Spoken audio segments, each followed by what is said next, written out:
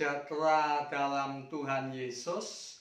Mari kita membuka Alkitab dari Mazmur 22 ayat 3. Allahku, aku berseru-seru pada waktu siang, tetapi engkau tidak menjawab.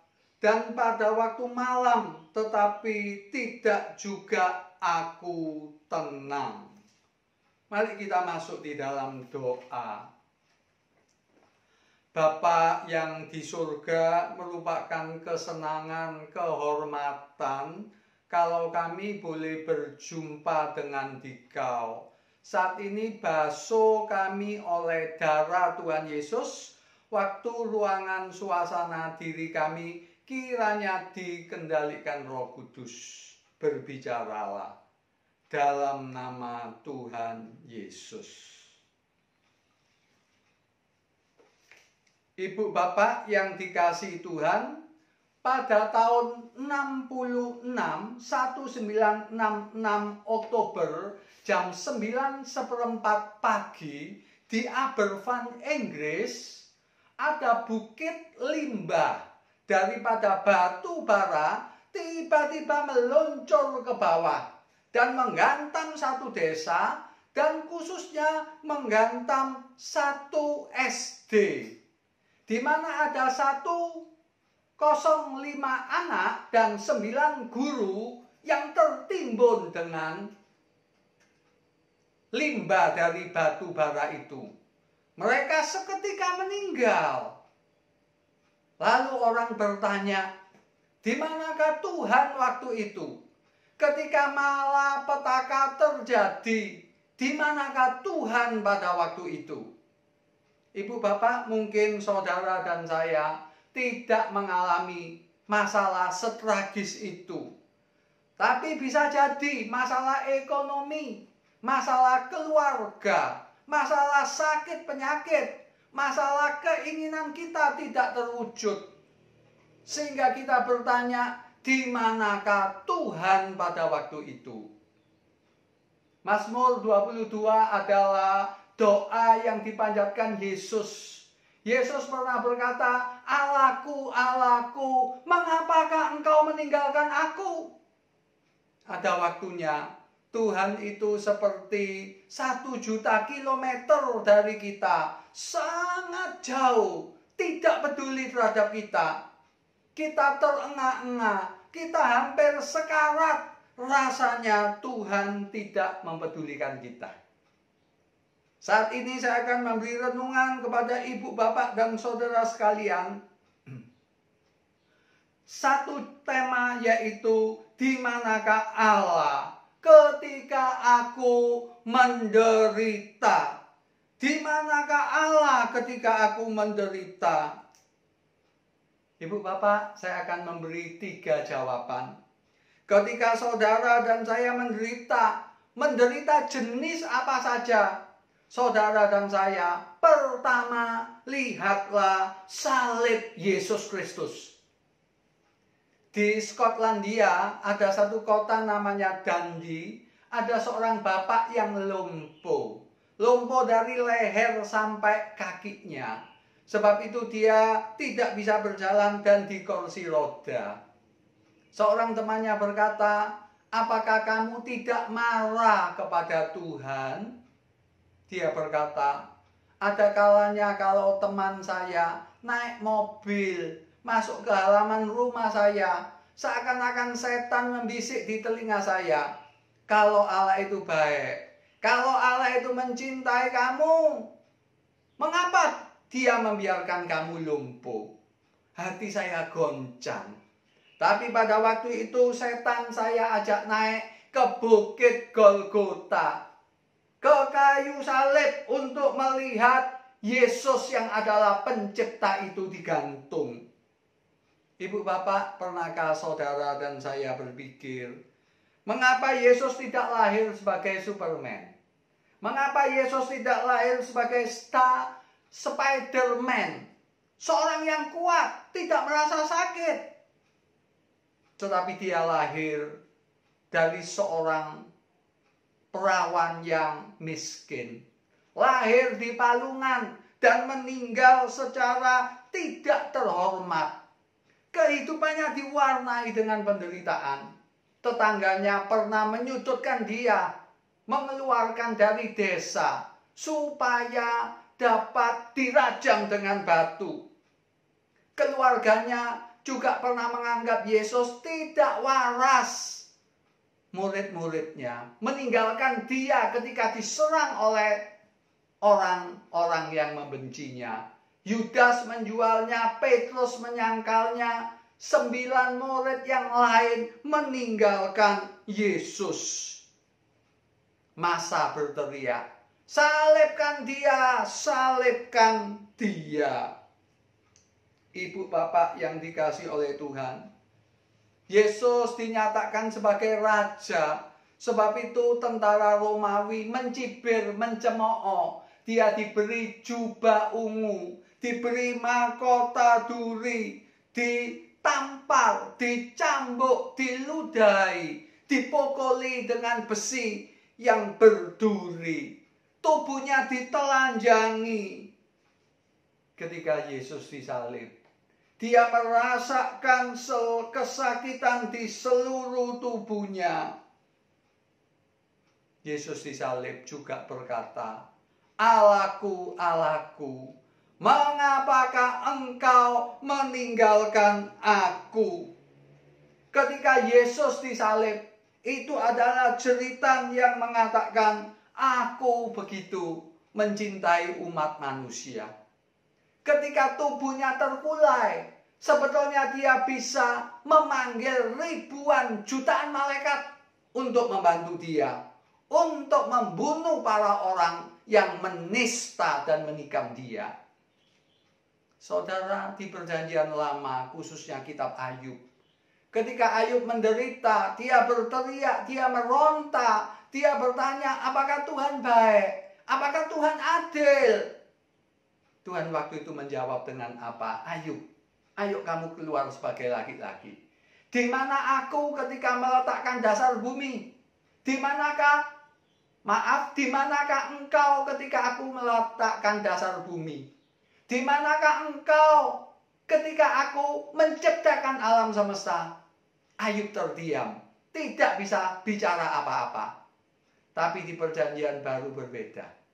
Allah tetap Maha Kuasa, tapi ketika manusia menderita, Allah bukan saja menyatakan kuasanya, membangkitkan Lazarus dari kematian 4 hari, tapi Allah menyatakan kasih-Nya di Bukit Golgota. Ibu bapak yang dikasihi Tuhan, ketika saudara dan saya menderita, bertanya di manakah Allah? Allah tidak memberi segudang teori. Allah tidak memberi segudang jawaban. Tapi Allah memberikan dirinya. Allah mengutus anaknya, Yesus yang adalah putra Allah yang tunggal dalam Allah Tritunggal, berinkarnasi menjadi manusia. Raja segala raja yang disembah oleh malaikat, menjadi seorang manusia yang sederhana, dipermalukan, dilukai di kayu salib. Saudara, Allah menyatakan cintanya habis-habisan untuk kita. Allah begitu mencintai sehingga berkorban untuk kita.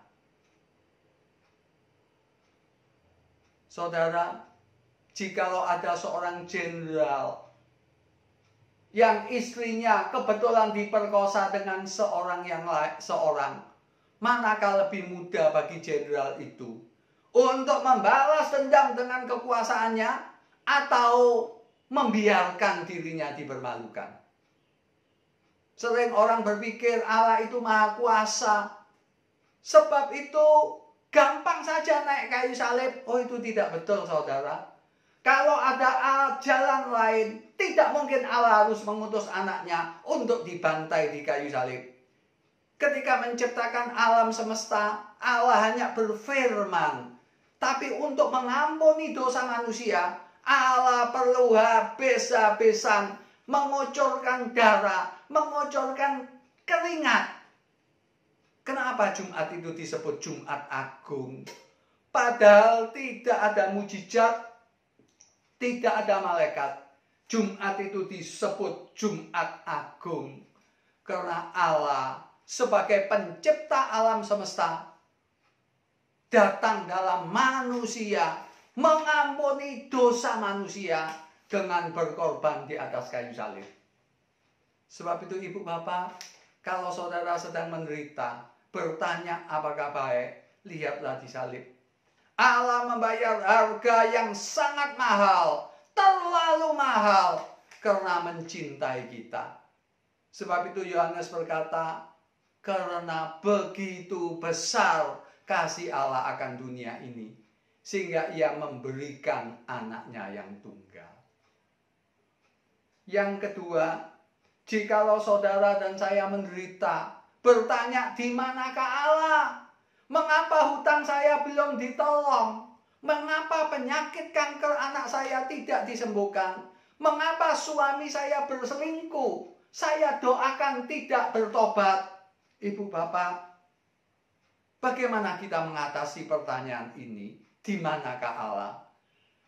Jawaban yang kedua, ketika saudara menderita, lihatlah tubuh Yesus Kristus, yaitu gereja. Lihatlah orang Kristen. Ketika saudara dan saya disiksa dengan keraguan, lihatlah gereja atau tubuh Kristus. Kalau saudara dan saya mau merasakan kasih Allah, saudara dan saya perlu sentuhan manusia. Intinya, Tuhan memakai manusia. Manusia adalah alatnya. Manusia adalah sarananya. Seperti sebatang pohon yang besar adalah sarana tempat para burung untuk berteduh. Kalau ada orang yang bertanya, di mana Tuhan ketika saya menderita? Pertanyaan yang sama, yaitu di mana orang Kristen ketika sesamanya menderita? Ibu bapak, 1 Yohanes pasal 3 berkata, jikalau ada orang miskin, kedinginan, lalu orang Kristen berkata, pakai selamat jalan, Tuhan memberkati kamu. Apa gunanya? Jikalau kita punya uang, punya dana, tidak membantu orang, tapi kita hanya mendoakan dan berkata, selamat jalan. Apakah artinya? Rasul Yohanes berkata, sebab itu kasih kita bukan dalam kata-kata, tetapi dalam perbuatan dan kebenaran. Ibu bapak yang dikasihi Tuhan, bagaimanakah orang atau orang Kristen yang terluka? Pertanyaannya untuk kita, bagaimanakah saya dapat mengasihi dia? 1 Korintus pasal 13 berkata, jika aku dapat berbahasa malaikat, jika aku dapat berbuat mujizat, jika aku membiarkan diriku dibakar, tanpa kasih 0 kosong. Sekali lagi, ketika saudara dan saya menderita, Allah biasanya mengutus orang untuk menyatakan kasih-Nya. Ketika seorang susah, kecewa, putus asa, sebaiknya dan sewajarnya orang itu perlu didampingi oleh orang lain. Seorang dari pergian jauh di stasiun maupun di bandara, dia ingin ada orang yang menyambut dia, supaya dia dapat berbagi kesusahan, menceritakan sukacitanya. Seorang tidak dapat melewati masa penderitaan kecuali disertai oleh orang lain. Ibu bapak yang dikasihi oleh Tuhan, sebab itu saya usulkan secara sederhana. Lihatlah famili saudara, lihatlah tetangga saudara, lihatlah teman gereja saudara. Nyatakan simpati, nyatakan peduli. Mereka mungkin sedang kecewa sama Tuhan. Mungkin mereka sedang bertanya, di mana Allah ketika saya susah? Saudara, Allah selalu memakai manusia. Sebab itu saya usulkan, jadilah suami yang baik, jadilah istri yang baik, jadilah anak yang baik. Oh Pak Lim, saya tidak bisa jadi suami yang baik, saya tidak bisa jadi istri yang baik, karena suami saya demikian, istri saya demikian. Saya katakan, jikalau suami saudara tidak baik, istri saudara tidak baik, ditambah lagi saudara tidak baik, jadi apa keluarga itu? Anak-anak akan dapat orang tua dua-duanya tidak baik. Sebab itu saya usulkan, di rumah jangan banyak ngomel, di rumah jangan banyak mengeluh. Jadilah orang Kristen yang hangat, yang menyenangkan. Baru-baru ini saya membaca majalah tentang Julia Robert. Julia Robert ketemu dengan suaminya tahun 2000. Tahun 2002 dia menikah. Dan dia menulis bahwa pernikahannya membuat kehidupannya lebih indah. Tahun 2017 dia diwawancarai oleh majalah People. Dia berkata kalau suaminya pulang, hatinya bersemangat. Dia berkata, wah dia sudah pulang. Saudara, pernikahan dia waktu itu sudah 15 tahun. Berarti pernikahannya secara teori makin bertumbuh. Dia tidak bosan dengan pasangannya.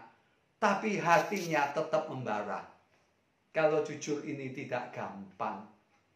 Kita perlu disiplin. Kita perlu kepenuhan roh. Kita perlu menjadi pembangkit semangat untuk anggota keluarga kita. Tapi tentu saja bukan anggota keluarga, tetangga kita, famili kita, teman kita. Banyak yang susah, saudara. Mereka sudah dingin terhadap Allah. Allah jarang mengirim malaikat. Allah jarang mengirim mimpi. Tapi Allah sangat sering mengutus manusia untuk menghibur satu sama yang lain. 1 Yohanes pasal 4 ayat 12 saudara camkan. Allah itu roh. Kita tidak bisa melihat. Tetapi kalau kita saling mencintai, maka kasih Allah akan real. Ibu bapak, kehadiran saudara berguna. Ada seorang nenek tua yang usianya hampir 90 di panti jompo. Rasanya tidak berguna. Tapi dia punya tugas, yaitu apa? Menulis surat kepada orang-orang di penjara. Surat-suratnya itu menghibur, menguatkan orang lain. Sekali lagi, Allah tidak mengutus malaikat Gabriel. Allah tidak mengutus malaikat Michael. Tetapi Allah memakai seorang nenek tua yang tubuhnya sudah rentah menyatakan kasih kepada orang-orang di penjara.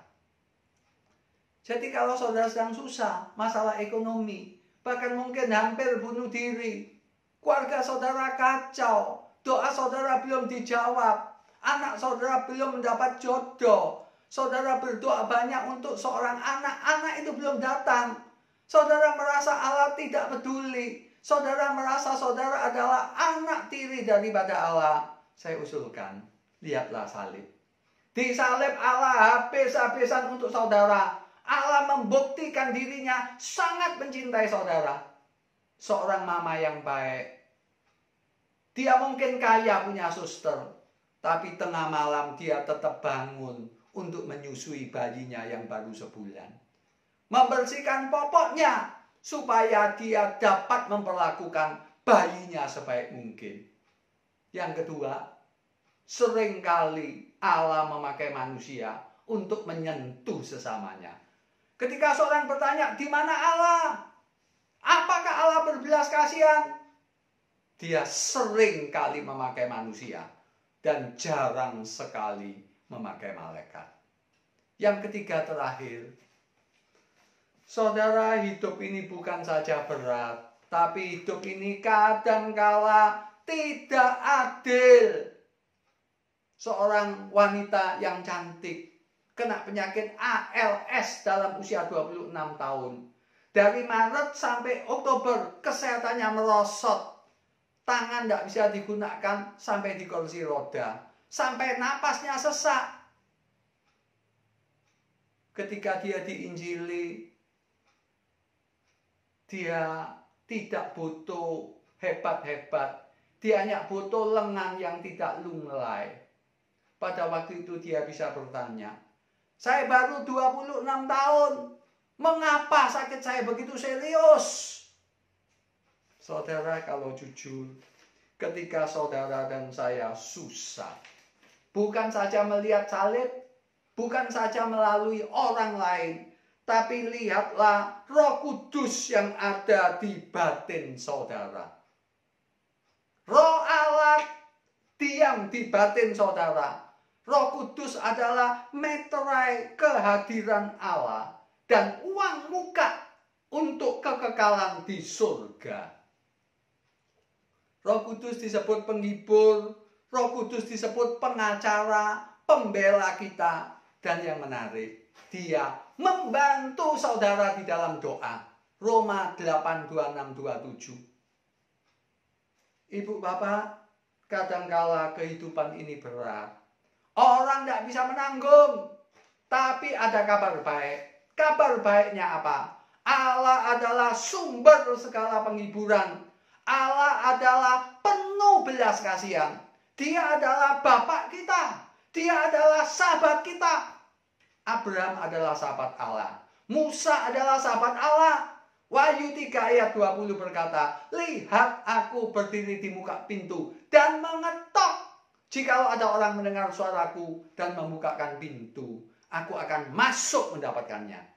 Tuhan ingin bergaul dengan kita, bersahabat dengan kita. Tuhan itu tidak temannya Billy Graham saja.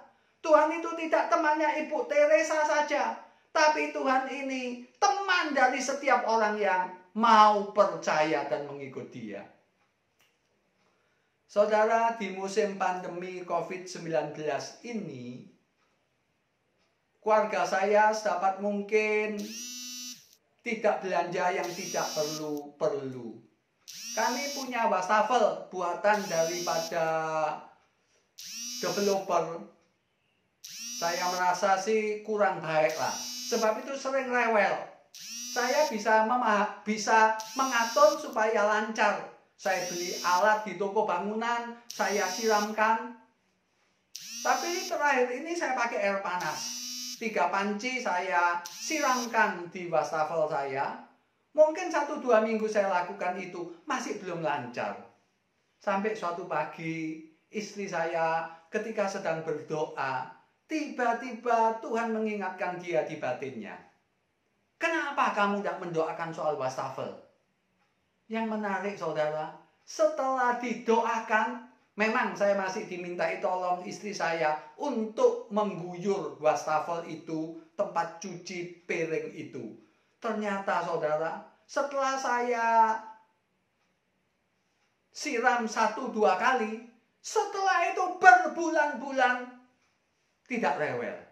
Memang kami ngadakan maintenance, tapi biasanya meskipun maintenance karena memang lubangnya kurang besar, itu tetap mengganggu. Kalau jujur, saya sudah lama mengikut Tuhan. Saya belajar Alkitab cukup baik. Bagi saya, di otak saya masih tidak bisa mikir. Tuhan itu kok soal kecil begitu peduli. Soal wastafel, soal sumbatan. Mengapa dia menolong? Ibu bapak, Alkitab berkata, rambut kepalamu dihitung semuanya. Ini bukan sekedar teori. Ini adalah fakta. Paulus berkata, jangan khawatir tentang apapun juga. Tapi berdoalah, nyatakanlah kekhawatiranmu apa saja kepada Tuhan. Yesus berkata lebih lagi, kamu lihat burung? Burung tidak pernah menanam, tidak pernah punya lumbung. Rumah saya ini banyak pepohonan. Seringkali saya mendengar suara kutilang. Suara itu menghibur saya karena cerewet saudara. Tapi yang menarik kadangkala di batin saya berkata, lihat kutilang itu. Besok tidak tahu makan apa. Tapi tiap hari masih menyanyi. Tiap hari masih gembira. Yesus berkata, kalau kamu khawatir, apakah bisa menambah usiamu 40 cm? Lihatlah burung, tidak punya apa-apa, tapi saya pelihara. Lihatlah bunga bakung di lembah, dia tidak berusaha apa-apa, tapi saya beri pakaian Salomo aja kalah. Sebab itu ibu bapak, Alkitab berkata, Roh Kudus di batin kita menolong kita berdoa. Ketika saudara khawatir, berdoalah. Ketika ada masalah, Tuhan rasanya jauh, berdoalah. Memang di dalam doa bukan sekedar doa. Saudara perlu keuletan, saudara perlu ketekunan, tapi juga perlu minta hikmat. Yakobus berkata, jikalau ada yang kekurangan hikmat, mintalah hikmat. Sebab itu ibu bapak, kalau saudara ada masalah, tanyalah sama Tuhan. Tuhan, kenapa masalah ini terjadi?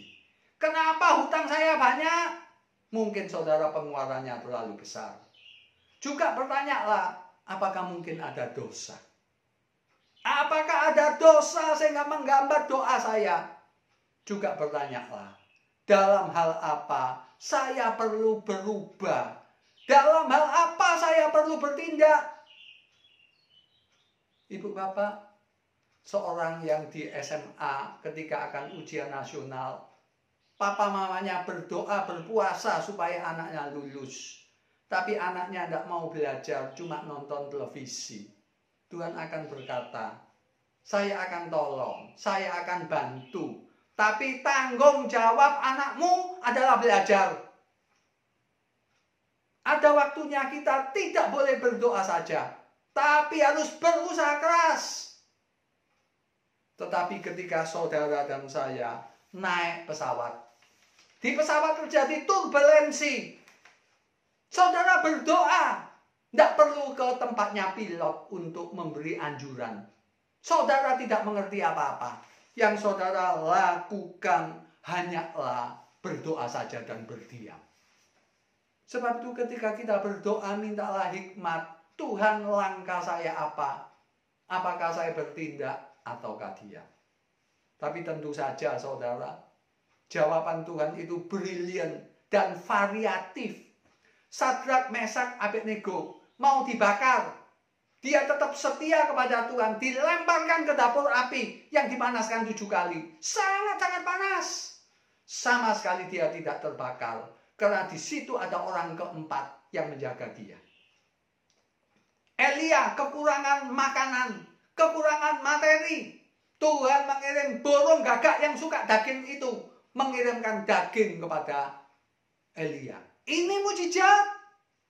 Tapi jangan pernah lupa, Stefanus seorang yang dipenuhi roh, seorang yang hidup sepenuhnya untuk menyenangkan Tuhan. Dia juga banyak berdoa, tapi justru dia dirajam oleh batu. Rasul Yakobus, salah satu rasul yang paling dicintai Tuhan Yesus, masuk 3 besar. Dia adalah rasul pertama yang dipenggal kepalanya. Apa yang saya ajarkan tentang doa? Kadangkala doa itu segera dijawab Tuhan. Kadangkala doa itu butuh belasan tahun dijawab Tuhan. Tapi kadangkala doa itu diabaikan oleh Tuhan. Mazmur 121 harus jadi pegangan kita. Aku melayangkan mataku ke gunung-gunung. Dari manakah datangnya pertolonganku? Pertolonganku adalah dari Tuhan yang menciptakan langit dan bumi. Dia tidak pernah terlelap. Saya kadangkala nyalakan keran 4 jam lupa saya matikan, sehingga saya membayar mahal. Tetapi Tuhan tidak pernah terlelap. Matahari digenggamnya. Palung Mariana yang paling dalam ada di telapak tangannya. Semua samudera dia yang menciptakan. Perputaran galaksi dia yang mengatur. Loh, bagaimana mungkin dia tidak sanggup menolong kita? Allah itu bukan saja kuasa, tapi maha kuasa.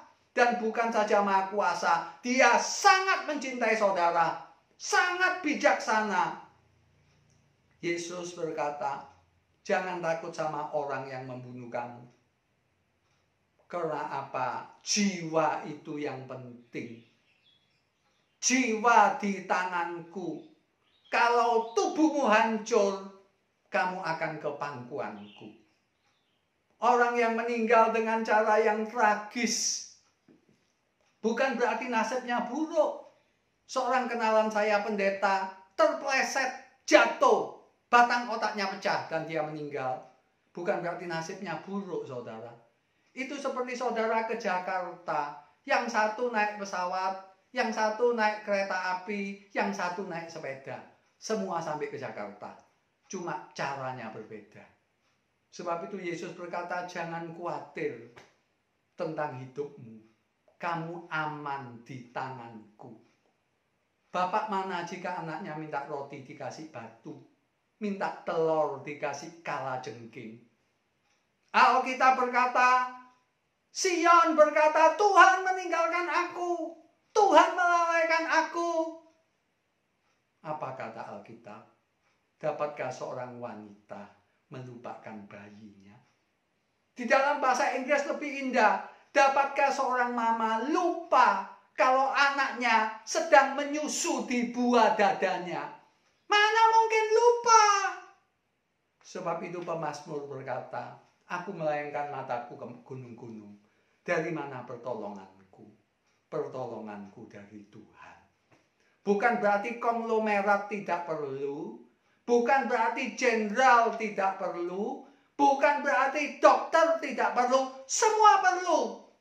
Tapi sumber pertolongan kita adalah Tuhan. Tentu saja Tuhan memakai konglomerat, Tuhan memakai seorang jenderal, dan Tuhan memakai beberapa dokter. Tapi pertolongan yang sejati berasal dari Tuhan. Sebab itu hidup saudara aman, Roh Kudus di batin saudara. Saya beri tugas kepada saudara untuk membaca Mazmur 121 dan Mazmur 139.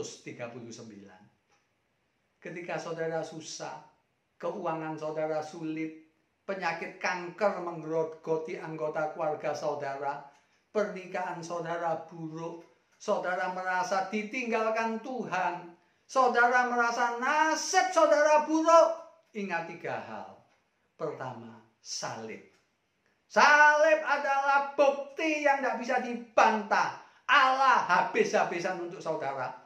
Allah memberikan terbaik anaknya yang tunggal, mati di salib menanggung dosa saudara, bangkit dan memberikan hidup kekal.